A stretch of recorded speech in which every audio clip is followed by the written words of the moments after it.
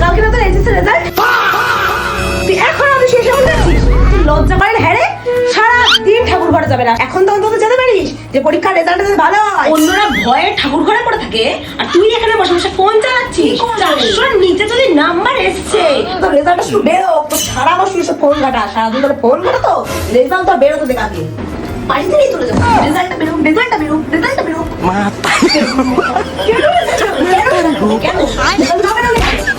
সারাদিন সংসারের কাজ করে করে জ্বলে পুড়ে ছাই হয়ে গেলাম আমি।